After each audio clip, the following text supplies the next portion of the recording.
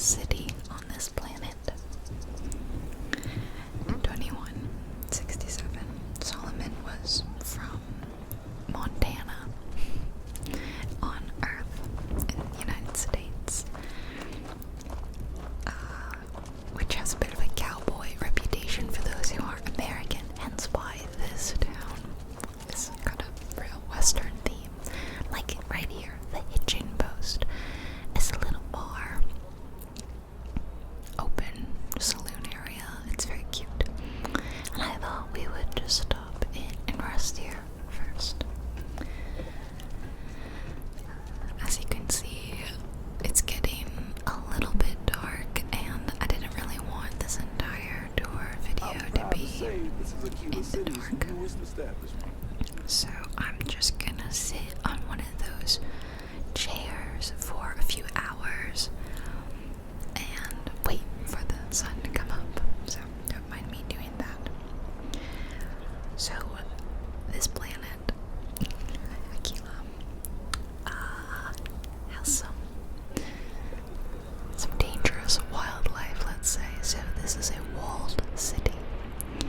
There are dangerous creatures called the Ashta lurking around. So we've walled the city in, and in fact, there's like different levels of wall as they kept expanding outer and outer. You know, the city kept growing, so they kept making more layers.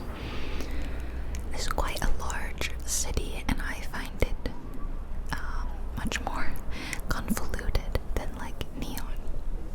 If you watch that, then you see it's kind of straightforward. There's just that middle core, and then episodes surrounding it. This has kind of a similar premise, but it's very easy to get lost here. In fact, even though I have about 60 hours, maybe more, in Starfield, I still get pretty lost in Akila City. I'm not great at maneuvering around here, so my apologies if I get confused or lost. So here's the little sign showing you Go Plaza, Midtown, and the core, out and pointing the spaceport back to the left. We've got a little general store here opposite the Hitchin Post. I'll just walk around real quickly.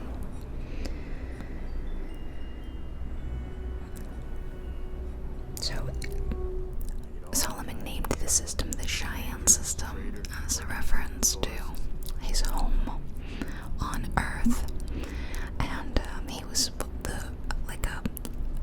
pioneer, a space pioneer, right? So he landed here alone and founded this city, even though no one was with him, because he was like, well, other people will show up.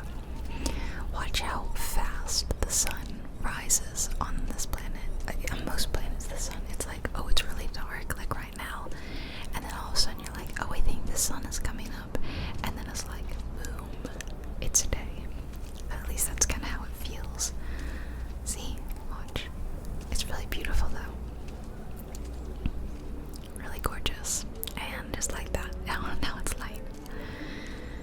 Yeah, it was so dark earlier, you wouldn't have thought that we were just moments away from the sun rising, right? Really beautiful, pretty sunrise. Beautiful is the new. It's a hot term in Akila City. That's why I said it, of course. So this is a statue of Solomon Go, the founder, and there's these two guys like talking about it, kind of loudly. In fact, I've had to make a few adjustments to my audio because it's hard to find a good balance. But these guys are talking so loudly about Solomon Go. Yeah. So Solomon made an alliance between the Cheyenne and the Volii systems. If you remember, the Volii systems is where Neon is. So they're, relatively close together, and they're both part of the Free Star Collective, with this Akila City being the capital of the Free Star Collective. So we've got an arms and ammunitions building here. There's a few. I mean, they love their guns in Akila City, I'm not gonna go in all the buildings today. Just a few that are kind of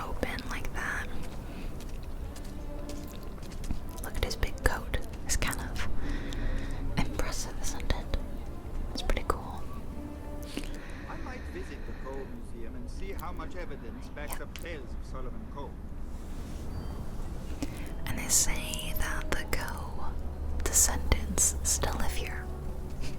So this big building is called the Rock. This was like an original part of the city. It was like a cantina and a meeting hall, and it still functions and operates, and I will go in it later actually. And then so they build buildings around the Rock, which is called the Core. That's kind of where we are sort of headed in now. Then when they needed to expand, they created the Midtown District, which I'll show you.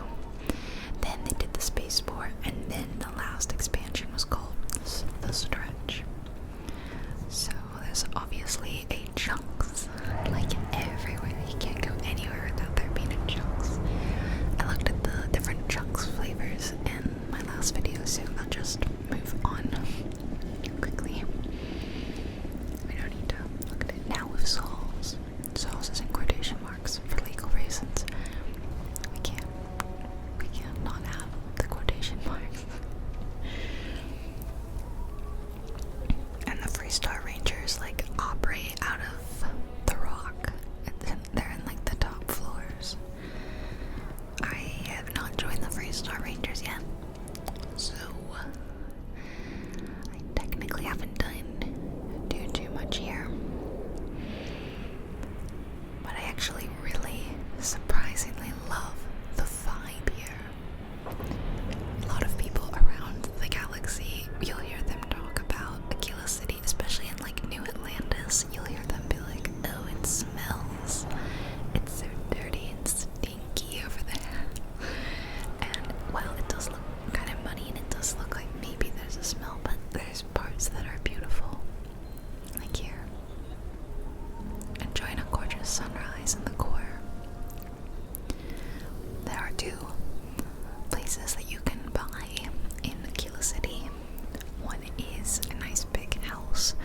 One is a smaller apartment. Well, I say nice big. I have bought the house in Akila City, and it's not enormous, but it's probably better than the apartment in Neon, which I've also bought. I've bought like almost all the places you can buy. I just haven't become a citizen of New Atlantis yet. So on the left there, that's the house. There's a little estate.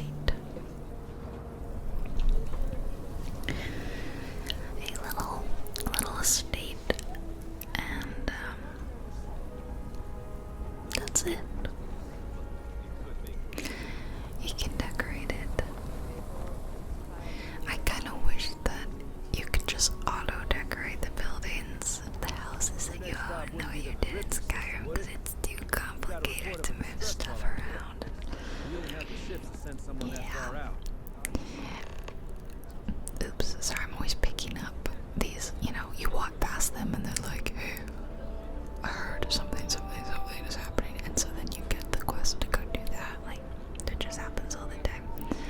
So you can see outside the city walls, it's a pretty lush planet, and there are a lot of farms. I don't know if you can't see any here, but you can see them from other parts, and because it's so dangerous out there, these Ashta, they'll attack the farms sometimes, so the farmers are robots. And they're kind of cute. It's the back entrance of the Rock, and there's this building here, which I'm pretty sure no one actually talks about it. I'm guessing this was like Solomon Coe's original home here or something. No one has actually said. I'm fairly certain it is. Yeah. Okay, we're just gonna go with that. Across on the other side, right here, this building, this is the Coe family home, the Coe Manor, where a descendant of Solomon Coe still lives today. And this one here is the mayor's house, I'm pretty sure. At least I've seen the mayor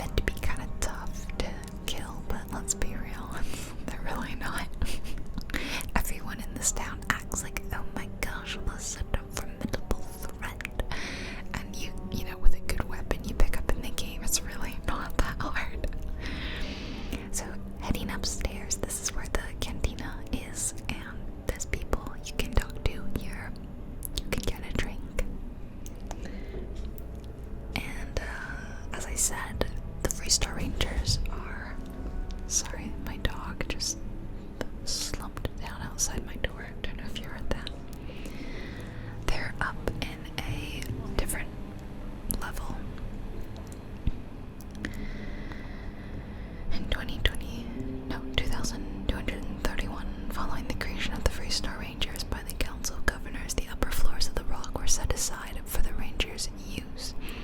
By 2330, the core became an exclusive neighborhood where descendants of the founding families resided, though vacated homes could be sold to outsiders with the approval of the city's historical society.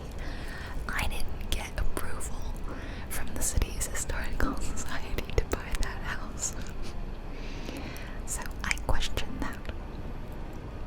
Midtown and Co Plaza hosted most of the city's businesses, services, and residents, while the poor and unfortunate lived in improvised shacks built in the stretch.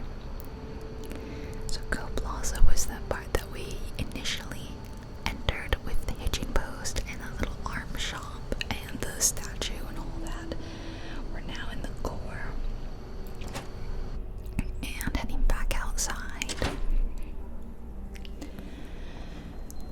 Okay, yeah, back out here, and now we will make our way kind of around slowly to Midtown.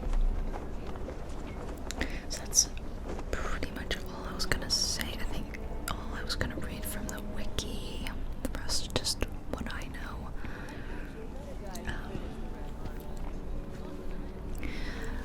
I get a lot of comment. The comment I probably get the most on all my Starfield videos, that's another activity, is the game worth it? And that's such a difficult question to answer, right? Because I'm a different person from you, and there's one of the farms, by the way. See, they're like school radio farms. So you and I might not have the exact same tastes in game.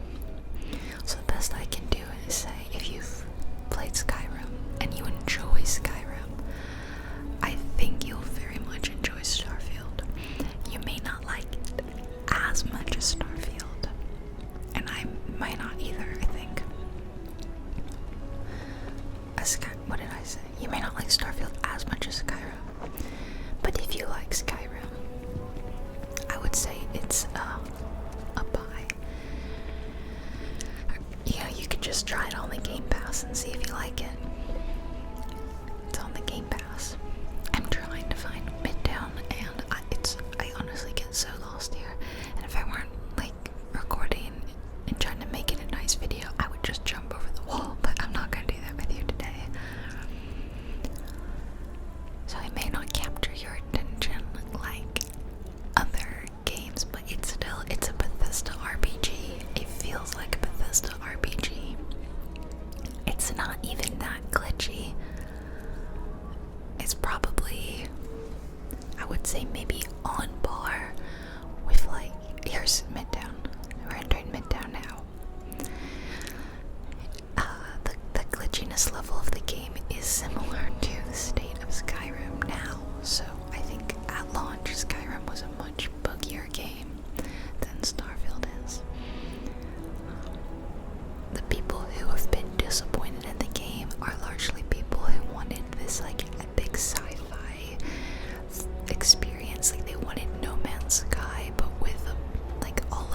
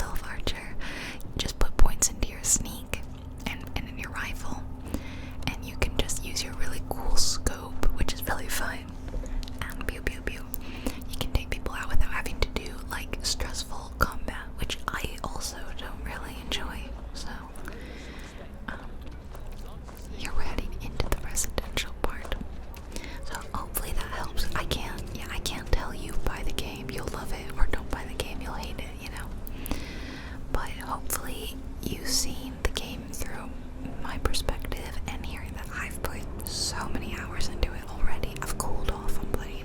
I haven't really played much since my Neon video. I've been playing other things like Fae Farm, but it's definitely a game that grabs you and you're gonna want to do a few playthroughs. This is cute. This is a recreation field for the kids that live in the residential area here. So like, there's a big field. Let's see, sports still exist a few hundred years in the future from now. Oh, you know, one thing that's actually really good about the game is that they've actually hired like young child actors to voice the kids. Because you know, in a lot of games, it's so clearly just a grown woman going, "Hi, I'm a kid," and you're like, "No, you're not." She shoots, she scores, goal.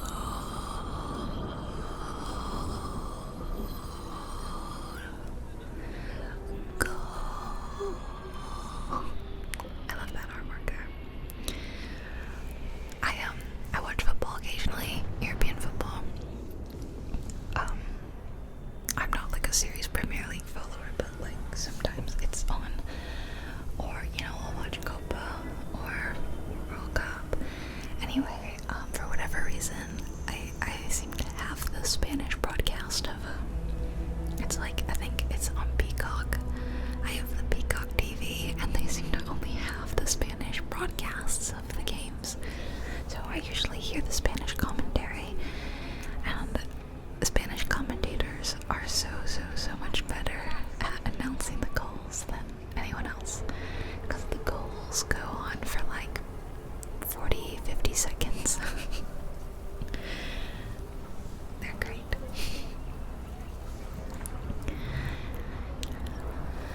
Sorry, anytime I cut, like, there's usually a quest has been prompted or something, and I don't really want you to see it, so I'm having to cut that out. You are leaving the protected something. Sorry, it's very small on my screen, so I can't read that. Okay, let me go back up here, riding back into the residential area and midtown, and then I'm gonna find the stretch. I still can't really find my way around the city very well. To be fair, when I am in Akila City, I'm usually sticking to the core and Go Plaza. I'm often just coming in and dumping my contraband. Don't judge me. Yeah, it is a really fun game. It's definitely better than Fallout 4. I haven't spoken to anyone that disagreed. Like, I don't really know many people. Oh, there's the House of the Enlightened. I have one friend who enjoyed Fallout 4, but she hasn't played Starfield yet, so I don't know what she thinks of the two in comparison. Okay, we're back at Terra Brew, and you see where we are, back in Go Plaza. Yeah, see, there's these barricades and stuff up, like I said, because of something that happened, and I'm not gonna tell you. You're just gonna have to go play the game for yourself. Sorry. All right, as we head in this direction, there is there's a little museum.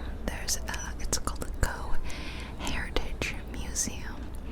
Don't get your hopes up. I'm warning you now that it's not that exciting. I actually will take you inside the museum. Here it is up on the left. Let's go to the Go Heritage Museum. And watch what happens. This happens every time. Yep. Classic Bethesda, am I right? Yes. I've never entered this museum and not had that happen. They gotta patch that. And I think a patch is coming.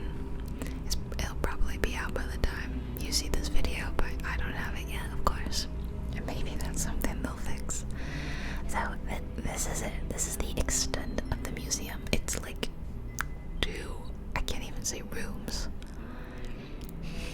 And it feels like this is like loads of stuff missing pacing, right? It's not that great. Okay, you got a big ship. Okay, great. Then there's a teeny tiny little bathroom. And that is not even part of the museum. That's where the curator lives. Yeah, she lives in this museum, which is a little sad. I don't know, it's a little bit of a sad place. That's her right there. You can talk to her, of course, but kind of feel like maybe I should have paid or something, you know, like I'm not really sure how this place is making money. Donations, maybe. Okay, now I take you to another building back here that I like. Just past the Thrilling Museum. Oh, do you see that for sale sign up there? That's the other place you can buy. So if you don't have enough money to fork out for the big manor in the core, you can buy this little apartment. And because I bought the manor, I haven't bought this. I think you can get both. I'm not sure. So I haven't seen inside it. But if I do a free Star Ranger playthrough, I'll wanna get that. So here's Sinclair's books. And it's just a little bookstore run by this, I don't know that eccentric's the right word, high-strung lady. She's really into books, and she really, really likes old Earth books, which apparently are still being printed and circulated. That's great, but no Charles Dickens. No Charles Dickens. She hates Charles Dickens.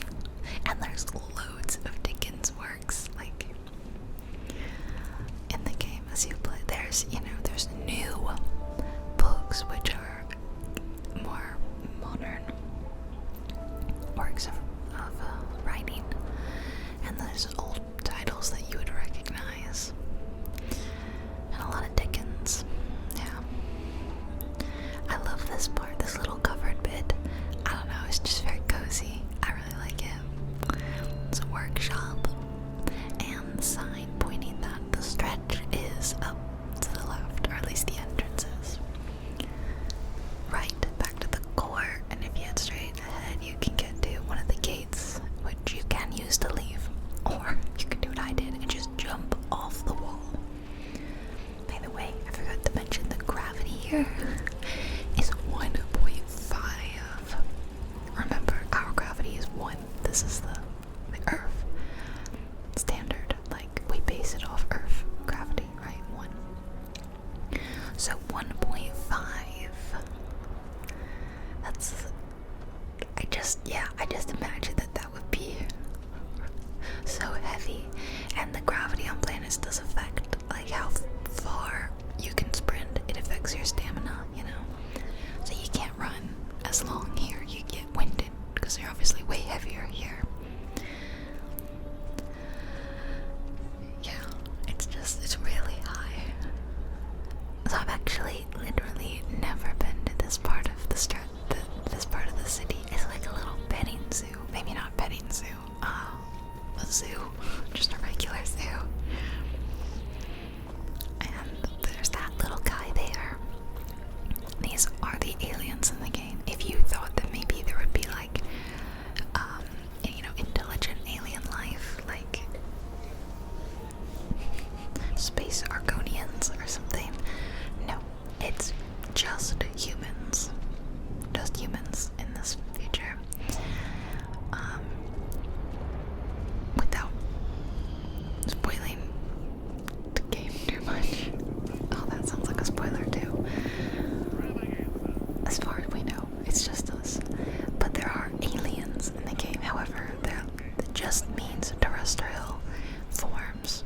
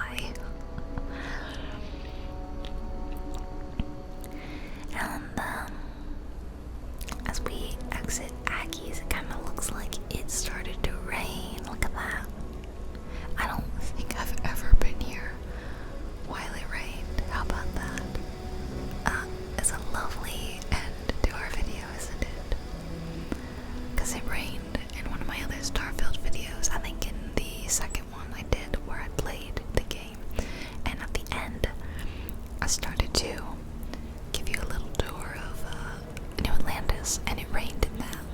So it's kind of funny how half of my Starfield videos is raining at the end.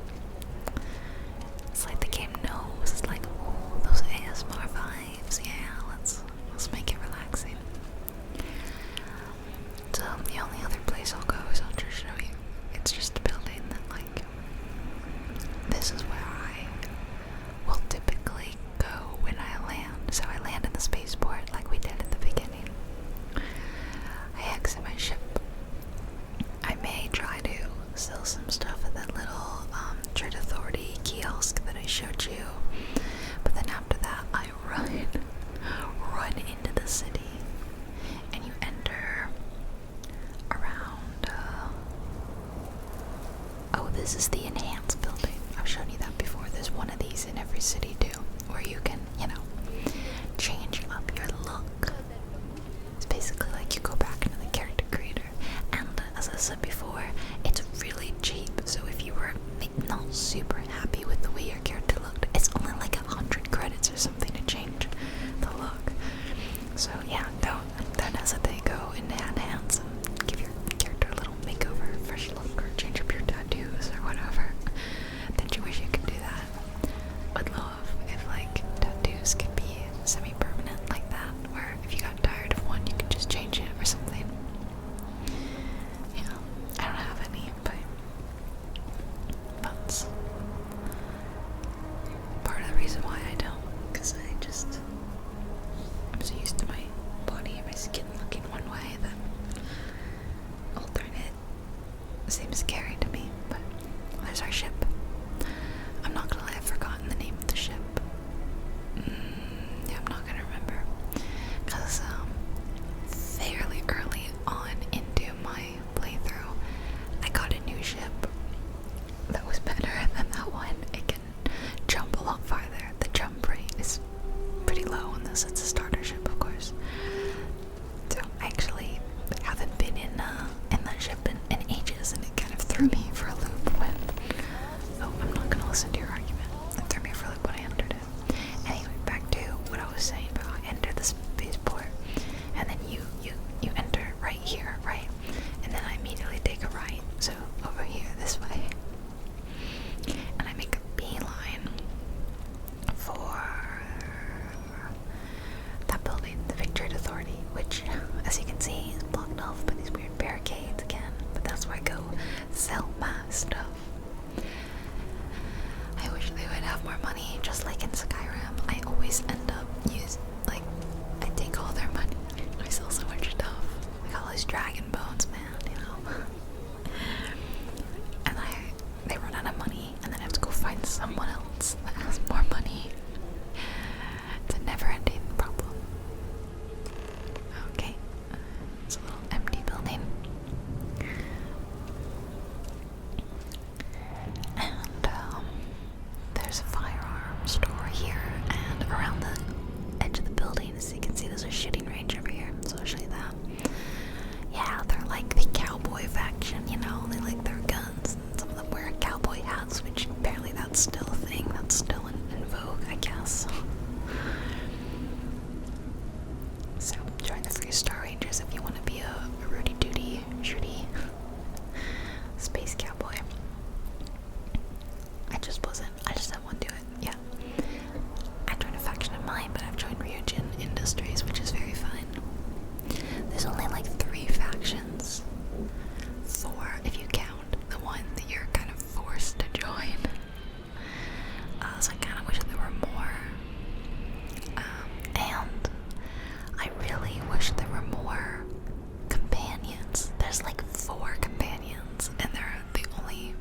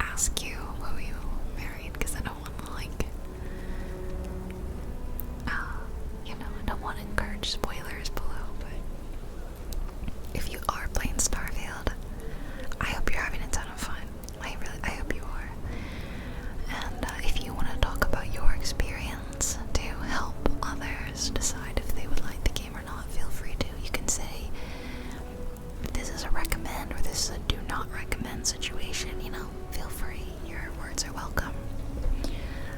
Again, for me, I recommend it. I've had a lot of fun, but that's just me, you know. You may not have the same experience as me. Not everyone enjoys playing games the same way I do. And that's okay. Whatever enjoyment you get out of a game is good enough. I have to tell everyone this, not just you guys, I have to tell my IRL friends this too. However you're playing a game, whatever enjoyment you get out of it, that's enough. You don't have to play it this way, you don't have to look at a wiki if you don't want to make sure you're playing right. Or you can if you want. If you want to look stuff